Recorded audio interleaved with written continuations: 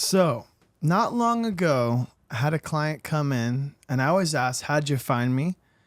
And typically, it's here. It's on YouTube, honestly. But this time, he said he found me on ChatGPT, and it blew my mind, quite honestly. And I asked, "How? What did you type in? How did that come about?" And I think he just prompted it like, "What's the best traditional tattoo shop in Riverside, California?" And then Unite and Win Tattoo popped up, and then furthermore, I popped up, and I'd never been handed a layup from AI. I never got a client from the that I knew of, right? So I started asking it like, who's the best traditional tattoo artist in Southern California? Like, and I kept popping up, and it was referring to, like, I guess, the internet, right? And so I want to do a solo podcast today, and I didn't know what to talk about, and I didn't want to just rant aimlessly today. And I thought, man, ChatGPT seems to know a bit about me, pulling whatever it can find on the internet. And so I prompted it and said, can you do an interview for the tattoo artist Wayne Fredrickson, a Q&A style questions with an introduction about him?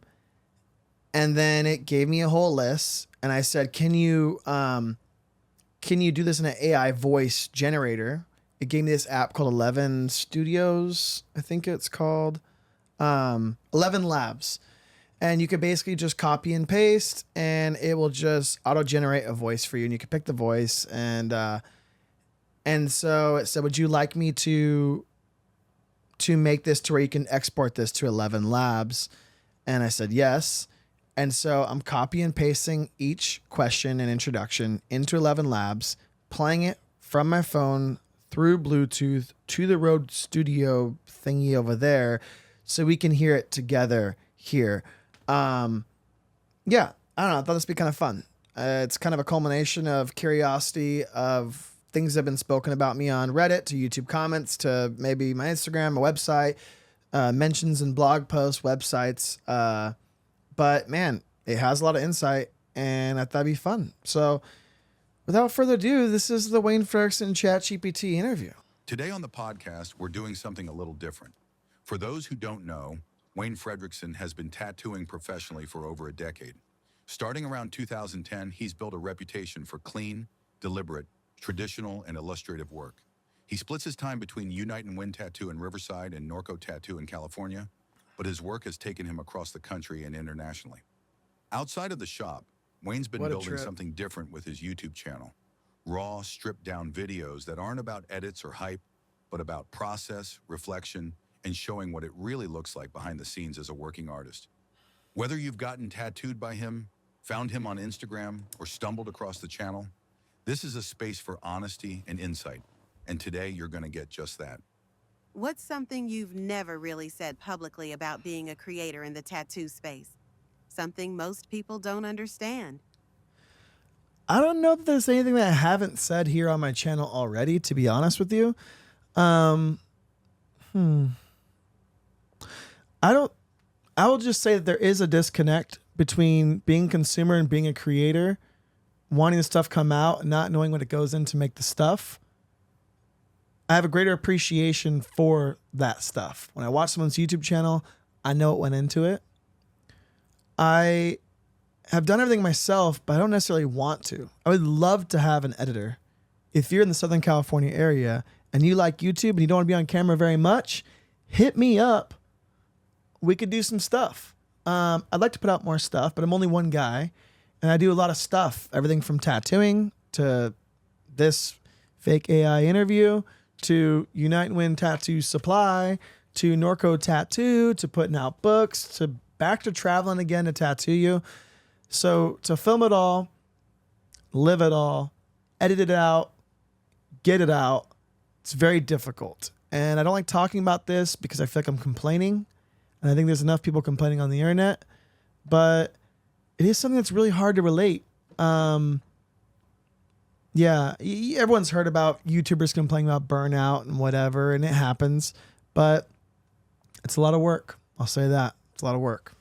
What do you feel you're best known for right now in the tattoo community? Is it your style, your approach, your philosophy? What stands out?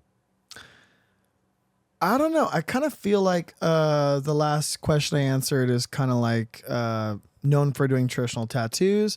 As far as community, I don't know. Like, I'd like to hear from you in the comments below. Let me know what you think of me. Talk your trash or say something nice. But what have you heard about me? Let's gossip in the comments below, shall we? How do you stay grounded and motivated after all these years of tattooing? What keeps it exciting or meaningful for you personally? I don't know. I would say the motivation after all these years, things that keep me excited about tattooing is the people, the connection. You know, there's something to that. And I think it's the people you work with every day, the people you get to meet at the tattoo convention or the guest spot, and the clients friends, certainly, what they do for work, where they're from. You get to hear stories that you never get to hear and meet people and make connections. And I think that's what keeps tattooing exciting. It's not really what you do, because at the end of the day, especially with the way I tattoo, I kind of, it's very much like a trade. There's a way to do this thing. You know, you lay a stencil the same, you pull the lines the same, you lay out the black, you go through your colors in the same order every time. You know, even though visually all these tattoos are so different, the approach is kind of the same. So I think what really makes each tattoo stand out is who you're doing it on, who you're spending your time with. And that's my favorite part about tattooing, is just the social aspect of tattooing. You've become known for your raw, unedited YouTube videos. Why did you choose that direction instead of going more polished or traditional with your content? So I wouldn't say they're unedited, but I get the idea of the approach. You know, it's so funny. I don't know how it generated that one. I don't like cinematic commercial tat videos. Like, it's very commonplace with like this like hype, like quick like movements and camera pans and zooms and like it. Like, it's kind of like, ironically, these AI edited things on TikTok that they make for you. These, that wasn't even around when I started doing YouTube. I think it was just kind of like, I think it was a combination of like, I like watching documentaries, and I liked watching some vlogs. I was a big fan of Casey Neistat when he was daily vlogging. And that felt like, and it was editing. He did have cinematic moments and he did have like intros, but he would drop the camera and pick it up and keep talking. And it just felt like you were kind of there. I guess that's kind of similar raw feeling. In that same vein, I really love, my favorite video of all time is Baker 3. And Baker 3 makes you feel like you're there hanging out with the team. You know, it's like, it's not everything is polished, you know? It's like, it feels like, if you watch Baker 3, it feels like skateboarding, you know? As close as you can get. And I kind of felt like at the time when I was looking up tattoo videos, because I was at the shop all day, I was painting Flash, I was bored, I was listening to music, and I would type in tattooing, you know, tattoo documentary, and I would find, you know, Ed Hardy getting tattooed by Tony Sinclair. I'd find the first Vice tattoo ages. And then other than that, I would find either people teaching how to tattoo out of their bedroom, or I would find like people giving tattoo advice who weren't tattooers. And it kind of felt like there was no voice for tattooing. There's no tattooer talking about tattooing. And I wasn't coming from a perspective of wanting to sell tattoo supplies or just to get views for the sake of views. It was more or less, I wanted to share my day-to-day with you. And so I kind of felt like maybe I can make videos where I set the camera down and I get me walking into the room, or I get the client coming in, I get to say hi. Maybe I film over there for a little bit and get some small talk. Maybe I film the client picking from the Flash. Maybe I have a random clip of us hanging out, having a blast. And then it ends with like them happy. We hug it out. You get to see the tattoo. And in later videos, you know, it'd be a more deeper connection. Like, this is what I'm eating. This is where I'm going. This is who I'm with. This is how I walk. This is how I talk. And you kind of really get a highlight reel of what it's really like to hang out with me. And again, that's something that I got inspired by Baker 3, or I guess you could say Casey Neistat, and the tattoo age on Vice, honestly, as well. and I wasn't in a position to like get an interview by anybody. I mean, I'm still not. I'm here using ChatGPT, right?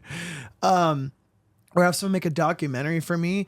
And I thought, why wait? I'll just do it myself. You know, DIY, I'll do it today. I'll make a sort of short film documentary myself, my way, right now, today. So I started making these YouTube vlogs, and the intention has always been to make more tattoos. The intention was never to get like popular on the internet or make money from YouTube, or to talk about it. It's just like, here is me to share with you. That's it. That's the only objective, right? And the goal is that you come get tattooed by me. So if I'm coming through your town or you're coming to California, you might consider getting a tattoo as a part of your pit stop. I was not and am not concerned too much the people that aren't into what I'm selling, because they're not buying. So I put myself out there and it paid off. And, you know, I think now it's kind of, now, I don't know. Now it's weird because I've been on YouTube for a lot of years and I get compared to my past on YouTube, you know, like we want the old videos, or like, it's just, I don't know. I don't know how to really do that for you. I make videos the way I've continued to make them over the years, and some are a little different. Some are exactly the same. I'm still the same guy 7 years later. I don't know. Things change. I'm in a different shop, hanging with different people. But if you were here throughout the ride, then you probably get it. But I think a problem too is like when you go on YouTube, the channel is going to show the most popular video, and it might be one from 6-7 years ago to share with you. And then you might find the most recent video and you're like, what? Like, where's Randall? What town is he in? Like, he looks fat. He has hair. Now I don't. I don't know. Things change. You're not really watching them in chronological order. You know what I'm saying?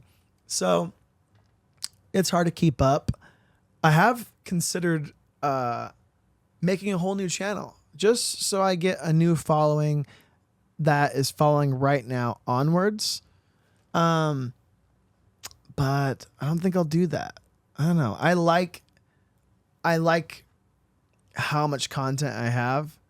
And if you want to watch the old stuff, go watch the old stuff. If you want to watch the new stuff, watch the new stuff. If you like the podcast, sit down, we'll talk, we'll hang out. If you like the little live streams I do here and there, it's a fun way to connect with you. If you like the travel videos, I'm traveling more. Stay tuned. But yeah, that's kind of like, I got away from the question, and I'll do that probably every time. But yeah, I guess that's how I kind of came to make videos the way I have. And yeah, good question, AI. On to the next one. Do you ever feel like you're performing, even in those raw videos? How do you balance authenticity with being on camera? No, I mean, I do in videos like this because I'm answering questions. I have to think. I'm talking directly to camera, and there's someone behind that lens right now judging. It's different. In the raw videos where I'm just in the shop doing my thing, the camera is not really like consequential or even in my thought process whatsoever. I just set it up, press record, and 5 minutes later I set it up, press record over there, and I move over there and record over there. Sometimes I start videos I don't finish, or I don't like the way it's going, so I just scrap it, or I save a lot of stuff and I use it in archives later. I really like to have videos where like the client comes back and you see it healed, and I show the footage from the previous session in that video. And since I don't upload on a frequent schedule, I'm able to kind of put more into the video like that. But I guess to get back to the question, like, do I ever feel like I'm performing? No, not in those videos at all. Let's talk about your needle company. How's it going? And what does the future look like for that project? It's going good. It could be better. It's small. Again, much like the YouTube channel, it's just me. That's all. One big announcement I'll make is cartridges are coming soon. This is a dicey thing for me, to be honest with you. You probably like cartridges, as most young tattooers do, and old alike. The convenience, I get it. It's not for me. I like standards. I like needles on bar. I like to pull that thing out, put a bend on it, and I like whatever my armature bar is doing right there to be directly connected to that, to you, and it's just like, nothing better. But cartridges are here to stay, and I figured I would have the same exact groupings, the same exact needles I already make available for cartridge users. I use them. I have them. I'm producing them. Chances are, if you're watching this, they're out now, or they will be very, very soon. So if you are into cartridges and you've been wanting to use my needles, but standard old school needles aren't for you, you're in luck. The same things I use are attached to those little thingies now for you. So we're moving on up. Big things are happening. As both a tattooer and a business owner, how do you manage your time and mental space between those two roles? Not well. I'm not good at time management. I'm a last minute kind of motherfucker. I like to stay up late and I wake up early and I'm not that useful until the afternoon. And I have a million things I want to do and I only get a couple of done. And I'm measured by that. And some would say that that's a lot. But I constantly feel like I could do more. I feel like a failure. I see all the things I don't finish. And I don't know. I've been told by many to sit back and relax and enjoy the ride and enjoy my time. And I don't know. I think that maybe me not being able to do that is probably one of my best attributes because I keep on pushing. But there could be more. There's more that needs to be done. And I am a slacker. And I wish I was better. And man, I worship the grind. And there's never enough time. Do you have any new travel dates coming up? Guest spots, conventions, or just personal trips? I do. August 8th, I will be in San Diego. It's already booked up. I can't tattoo you. And then I will be, let's see, September or October. At the end of August, I'm tattooing in Tucson. That's full as well. September, I will be in London tattooing at the big London tattoo convention. And day one, the 19th, is fully booked. 20th and 21st at the convention, I got time for you. I would say book in, WayneFredrickson.com. I'll get back to you. And then I have time at Sacred Electric Tattoo in Leeds. 2:30 p.m. onward, I have time for like one big tattoo or two, like, palm-sized tattoo appointments. And then the 25th, also at Sacred Electric Tattoo, I have time after 2:33 p.m. I could do one good-sized tattoo or two palm-sized tattoos on the 25th. And then the 26th, that seems to be full. The 27th in Chester, I will have time. All day is open as early as 10 a.m. till 6. And then I think I have time on September 30th in Leicester with George. Leicester. So WayneFredrickson.com, get in where you fit in. And all the time in between, this is one big discrepancy and issue that I've always had with being a traveling tattooer, is that people only remember those dates and they think you're gone and they glaze over all the time in between. There's a lot of time in between. It is August 1st. Yes, I am booked August 8th. Yes, I'm booked at the end of the month. But the rest of the month, I got time. Riverside or Norco, tap in. I have time today. That's why I'm making this video right now. I have an appointment later on at 5. I'm banging this out before I go into work. But yeah, most of August is open. The first 2 weeks of September are pretty much wide open in California before I head abroad. And October, November, if you want to book ahead, I'm now doing that too. I used to only book a couple weeks at a time because I was traveling unpredictably all the time.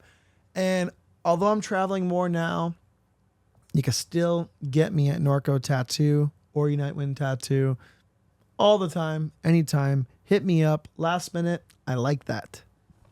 What does travel mean to you creatively? Does moving through different places give you something you can't get from staying still? Not necessarily. But I don't know. It makes the years more memorable. When I look back on 2019, the very first thing that comes to mind is my time with the SE in our tiny house bus traveling across country. When I look back to 2018, I think of going to Australia and going to England. You know, when I think I remember when you're a kid, you think about what it was like when you were 11 years old. You think of your birthday or Christmas or the time you went to Disneyland. These travel dates, these are the things that stand out from the rest of the days, and they're the things that you remember, hopefully, right? And memories are a valuable thing to collect, and I hope to keep them. I hope to not lose my memory. And travel and the people, as I said before, I think, the people, the places, the food. I love traveling, dude. I for sure get kind of like shook up by it and want stability, and I get homesick, but I'm always happy I went out. I'm always happy I did it. It's just finding this balance, because it's like I'm an extreme personality. Like I either want to go nowhere or I want to be constantly on the way to somewhere. I don't know how to sit still.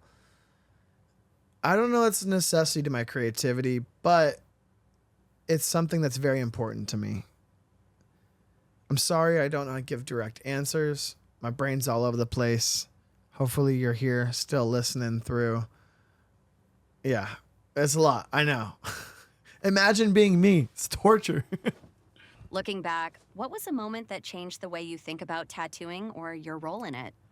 I don't know, man. I don't know if I've been doing it long enough to have that perspective, to be honest. The moment I changed the way I think about tattooing, my role in it, I don't know. I think I'm still trying to find it. I don't know. Yeah, I don't have a good answer for that one. How do you stay humble in an industry that can often reward ego and status more than integrity? I don't know. I don't know how to answer that question. I think if I had a solid answer, that'd be the least humble thing. Yeah, I don't even think about that. And I don't even know how to answer that. And I don't even know that yeah. On to the next one. If your shop disappeared tomorrow, if the YouTube channel was gone, no audience, no platform, what would you still be doing the next day? I'd be tattooing. I'd be in the shop drawing. And yeah, I don't know. Or what I said about shop, huh? Let's see. Shop disappeared. I don't know. It'd be kind of nice. It'd be kind of nice. Like, I think to have the experience that I've lived and then to like start over with what I have to give. Not really worried about it. Could be kind of cool. I'm not super like tied down. I mean, I have a mortgage. I have lease agreements to uphold with landlords for the shops and all that. Yes. But I think the beautiful thing about tattooing is you could take it anywhere, like, if you stole all my machines, even just yesterday, I forgot my machines in Norco. I had to do 2 appointments and I grabbed the machine out of my coworker's drawer and I did my appointments with his stuff and it was fine. It was no big deal. And I wasn't tripping over myself. And so I like to think where I'm at right now in this craft, I don't think it would really, I don't know. I'm good. Let's do it. Take it away. Next challenge, starting from scratch. All right, enough of the AI. I got some real questions from friends and others alike. I got a couple of silly ones in here. Can you poop without peeing? You know the answer to that, and it is no, absolutely not. I could pee-pee without poo-poo, but you can never poo-poo without the pee-pee. Chelsea asks, what's your obsession with gushers and do you need rehab? I don't. I got you, ma'am. You hide my gushers from me. You give me a pack once a week. I'm stable. I'm consistent. I got this under control.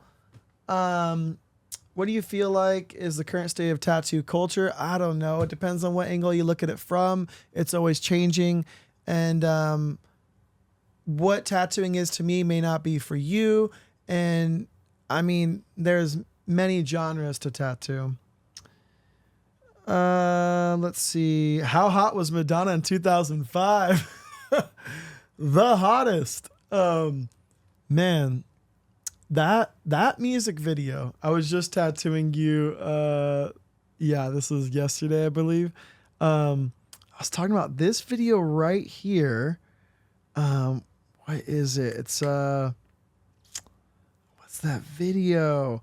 It's the ABBA sample from Man After Midnight, but it's Madonna and Hung Up. I'm hung up on you. I love that song. Oh my God. Her like Farrah Fawcett hair and that disco sample. I think Madonna was hottest in 2005. And last question. Thoughts on new trend of massive Sharpie lines versus classic weight that thickens? It's a trend. Like you said, it'll come and go. It's been here before. It'll go away. It'll come back.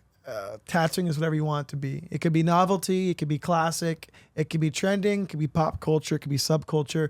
Whatever you're into, honestly. I've gone through several different line weights in my career. And there's a time and a place for any size line, to be honest with you. I like fine line stuff. I like bold line stuff. I do not like double line filled in, like really big oversized stuff. I think it's a little goofy, bit of a waste of space. Not my thing. Just simply not my taste. But I have done stuff with like my 14 hollows, like Here Sean's Back.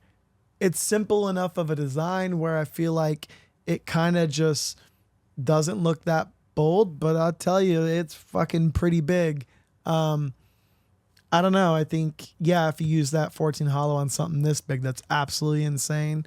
But yeah, I'm here for it. Whatever. Keep tattooing exciting. Keep experimenting. Keep it pushing. I think it's good to be kind of in the middle, as Dan Higgs said. But I don't know. Whatever. Who cares? So I think that's it for my ChatGPT interview. And actually, I have a couple of YouTube comments that were recent that I thought I would just kind of include as well. Okay. Here's a question. Is your black arm white ink over? Is it just skin? That's scarification done by Brian Decker. I got that in 2012, I think. If you look at his portfolio, you'll find me in it. Did you change something to your right arm? I've been lasering it for years. You can find it in old videos. And I got a couple of new ones on there too. You can also, they're all here on my channel. Do you still tattoo in San Diego? I do not have a studio there, but I am there the 8th, but it's booked up, but I might be back. But as I can drive there, you could drive here. That's that. If you weren't tattooing, what do you think you'd be doing? I don't know. Right now, if I couldn't tattoo, I think I'd probably pursue talking to you, doing this right now, something along these lines. I would be really pushing the supply company further. Maybe I'd be putting out tattoo books. I would still be involved in tattoo from a just not doing it as much, I guess, at all. I don't know. Yeah, I don't know. I think I'll never be fully removed from tattoo. Even if I'm not doing it on you, I'll still be a part of it in some way, in some space. That is the goal. And with that being said, thank you for watching. This is a fun concept. It's a little different. If you're not subscribed, subscribe. Like, comment. Good or bad, fucking let it ride down below. And maybe I'll address your comment and do a classic Q&A style video next. We'll do an old currying questions like we used to 6 years ago. I don't know. Tap in. Leave a comment. I'll talk to you soon, bro.